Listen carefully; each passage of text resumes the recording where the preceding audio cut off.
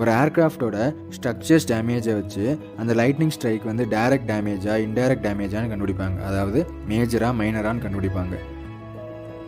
Maximum இந்த மின்னலோட high power வந்து static விக்ஸ்லேயே exit ஆயிரும்.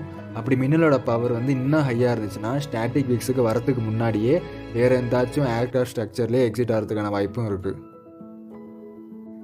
இப்படி ஸ்ட்ரக்சர்ஸில் அந்த பவர் வந்து எக்ஸிட் ஆச்சுன்னா அந்த ஸ்ட்ரக்சர்ஸில் வந்து டேமேஜ் ஆகிருக்கும்.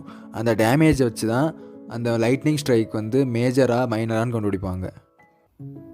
ஏர்க்ராஃப்டோட மெட்டல் சர்ஃபேஸஸ்ஸு 1/8 இன்ச்சு இல்லை அதுக்கு மேலே டேமேஜோ பேர்னோ இல்லை மெல்ட்டோ ஆகியிருந்தால் அது வந்து டைரக்ட் டேமேஜோ குறிக்கும்.